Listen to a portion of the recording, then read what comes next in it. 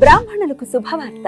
సనాతన ధర్మ పరిరక్షణే ధ్యేయంగా ఏర్పడినటువంటి హిందూ మహాసంస్థానం విదేశాలలో ఉద్యోగాన్వేషణ చేయాలనుకున్న ఔత్సాహికులకై అభ్యర్థుల నుండి దరఖాస్తులు కోరుతుంది. సంప్రదించవలసిన వాట్సాప్ నంబర్ 9866153999.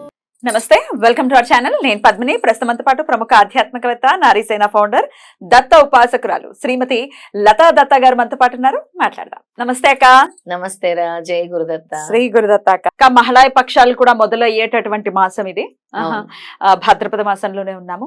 భాద్రపద మాసం పౌర్ణమి మర్నాడు నుంచి కూడా మహిళా పక్షాలు 15 రోజులు పితృదేవతల్ని చాలా అద్భుతంగా మనం కొలుచుకునేటటువంటి ఒక మాసం. ఎంత బ్యూటిఫుల్ గా మన శాస్త్రం పెట్టింది ఇవన్నీ కూడా. ఒకవేళ ఈ ఎటువంటి పరిస్థితుల్లో అయినా మిస్ అయితే, ఆ సంవత్సరం కనుక శ్రాద్ధ కర్మలు చేయకపోతే మహిళా పక్షుల్లో చేసుకోండి, ఫలితాన్ని పొందండి. ఖచ్చితంగా చేసుకుని తీరాలి. మన పూర్వీకులనే మనం మర్చిపోతే, మనకి జన్మనిచ్చిన వాళ్ళనే మనం మర్చిపోతే, ఇంక ఏ దేవుడు మనల్ని కాపాడాలి? ఎందుకు కాపాడాలి? ఖచ్చితంగా కదా. అసలు అన్నిటికీ సమయం ఉంటుంది. వాళ్ళకి నువ్వు ఈ పితృపక్షాలు చేయడానికి నీకు సమయం ఉండదు, పిండ ప్రదానాలు చేయడానికి ఉండదు. చాలా మంది విషయాల్లో చూస్తుంటాం పద్మిని. మా అమ్మ పోయిన తర్వాత ఇలా అయింది, మా అత్తగారు పోయిన తర్వాత ఇలా అయింది, లేదో మా అక్క పోయిన తర్వాత ఇలా అయింది, మా చెల్లి పోయిన తర్వాత ఇలా అయింది, సడన్ గా వాళ్ళు సూసైడ్లు చేసుకున్నారు. ఇలాంటివి మనం వింటాం. విన్నప్పుడు చాలా బాధ అనిపిస్తుంది. మరి ఆ ఆత్మకి శాంతి ఎక్కడ చేకూరుతుంది? సరే, అది బలవనం ఎన్నో బాధలు పడి కష్టాలు పడి ఆ సూసైడ్ వరకు వెళ్ళారంటేనే వాళ్ళకి ఏదో ఒకటి జరిగింది జీవితంలో. ఆ బాధ నుంచి ఆ సూసైడ్ చేసుకుంటే ఇంకా ఆ ఆత్మకు కూడా శాంతించకుండా ఉంటే, ఆ ఆత్మ కూడా మోక్షం పొందకుండా ఉంటే, మరి నీకెలా బాగా జరుగుతుంది నీ కుటుంబానికి? అందుకని ఈ పితృపక్షాలు అనేవి పెడతారు. అప్పుడు ఏంటంటే భగవంతుడు మళ్ళీ అవకాశం ఇస్తున్నాడు. సంవత్సరంలో ఒకసారి గుర్తు చేసుకోండి అని స్వామి మనకు చెప్తున్నారు, ఏంటి ఇస్తున్నారు. కానీ మానవులు కదా, ఎందుకు అర్థం చేసుకుంటారు? ఓ మాయలో చిక్కుకుంటారు. ఓ మాయ అనేది కమ్మేస్తుంది వీళ్ళందరినీ కూడా. ఆ పితృపక్షాలని కూడా చేయనివ్వదు, పితృతర్పణాలు కూడా పెట్టనివ్వదు. గయ లాంటి ప్రదేశాల్లో ఈ పితృపక్షాలకి అసలు ఖాళీ ఉండదు, రద్దీ. ఎంత రద్దీ అంటే అంత రద్దీ. ఈ పితృపక్షాలు అవన్నిటివి సద్వినియోగం చేసుకోండి దయచేసి. మీకుండే దీర్ఘకాలిక ఇబ్బందుల నుంచి బయటపడడానికి స్వామి మీకు ఇస్తున్న అవకాశంగా భావించండి. ఖచ్చితంగా. మీకు తెలుసు మీకు ఎందుకు ఇలా జరుగుతుందో మీకు తెలుసు, అయినా మీరు ఇలా చేయరు. మనకు తెలుస్తుంది, మాకు ఇలా అప్పుడు ఇదైనప్పటి నుంచి నాకు ఒంట్లో బాగాలేదు, గ్రాటిట్యూడ్ ని చూపించాలి అనుకుంటారు. అసలు పితృపక్షాలంటేనే పితృదేవతలు వచ్చి చూస్తూ ఉంటారు. మా వాళ్ళు మమ్మల్ని గుర్తు చేసుకుంటున్నారా, మా వాళ్ళు మమ్మల్ని స్మరిస్తున్నారా, మా వాళ్ళు కనీసం మాకేమైనా పెడతారా తినటానికి అని ఎదురు చూస్తారు. ఇప్పుడు ఈ పితృదోషాలంటే అదొక్కటే కాదు, పితృదోషాలు ఉన్నా లేకపోయినా పితృపక్షాలలో కూడా ఏదో ఒకటి మీ పెద్దలకి పెట్టండి. వాళ్ళు ఎదురు చూస్తారు వచ్చి, మీరు పెడుతున్నారా లేదా, గుర్తు చేసుకుంటున్నారా లేదా అని. తరతరాల నుంచి కూడా వస్తున్న సాంప్రదాయం ఇది, పాటించవలసిందే. రాముడు మనకి ఆదర్శం. ఎటువంటి పరిస్థితుల్లో రాముడే మనకి ఆదర్శం అన్నప్పుడు రాముడు చేసినటువంటి విధానాన్ని మనకి ఎందుకు అందించాడు? పనిలేక అందించాడు. ఆయనకి ఏం అవసరం? మనుషుడిగా పుట్టాల్సిన అవసరం ఏం అవసరం? గారపిండి ముద్దల్ని చేసి దశరథ మహారాజుకి ఆయన పితృకార్యాన్ని చేశారు. సీతాదేవి కూడా పెట్టిందట. నేను విష్ణుపదకి వెళ్ళాను, బోధగయలో వెళ్తే విష్ణుపదం అంటే డైరెక్ట్ విష్ణులోక ప్రాప్తి. స్వయంగా నేను అడిగాను, దక్షిణాదిలో ఆడపిల్లలు అసలు చేయకూడదు అంటారు, మరి ఇక్కడ ఆడవాళ్ళతో చేయిస్తున్నారు ఏంటి మీరు అని.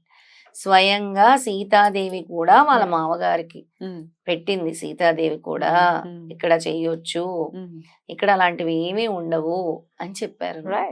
అది సో మరి ఖచ్చితంగా మనం చేసుకోవాలి. మీరు ఆల్రెడీ శ్రీపాదుడు కొలువు తీరి శ్రీపాదుడు జననం తీసుకున్నటువంటి క్షేత్రం, మహాక్షేత్రం పిఠాపురంలో, అక్కడ మీరు ఆల్రెడీ మహిళా పక్షాల్లో ఉంటాయి అని ఇది వరకు మనం మాట్లాడుకోవడం జరిగింది. ఉంటాయి, చేయిస్తాం మనం.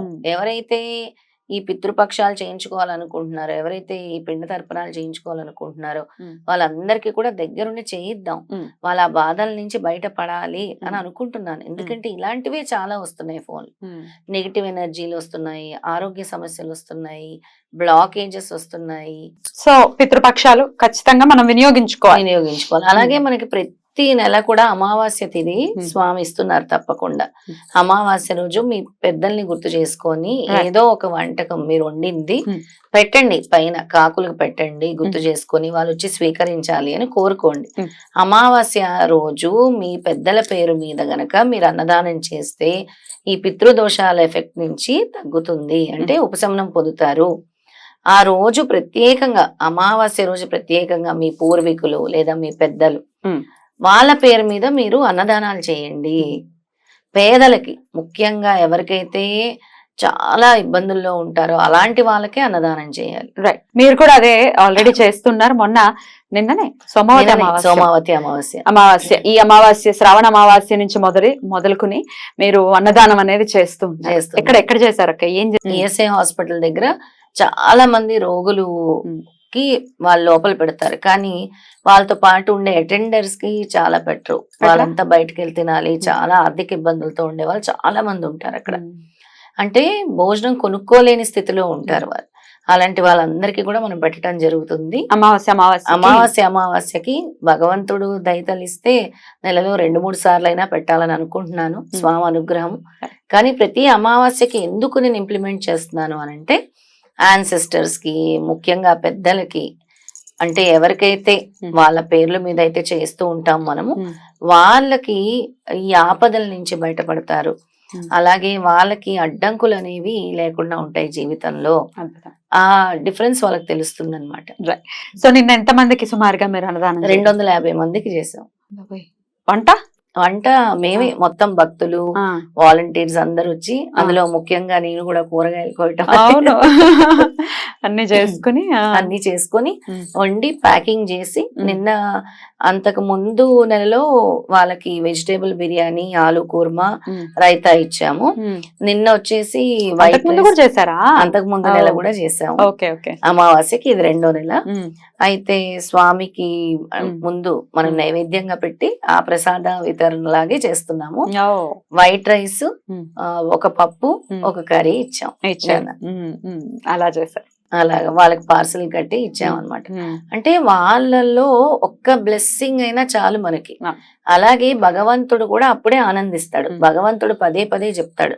దత్త సాంప్రదాయంలో ప్రత్యేకంగా ఏం చెప్తారంటే, ఎక్కువగా పేదల్ని, పశుపక్షాదుల్ని చూసుకోవాలి, పేదలకు అన్నదానం చేయాలి, అన్యదా శరణం నాస్తి అనే వాళ్ళని ఆదుకోవాలి అని చెప్తారు స్వామి. అప్పుడే ఈ పితృదోషాల నుంచి బయటపడతారు, నెగిటివ్ ఎనర్జీస్ నుంచి కూడా నెమ్మదిగా బయటపడతారు అని చెప్తూ ఉంటారు స్వామి. ఇవన్నీ మీరు గత జన్మలో చేసుకున్న కర్మలే.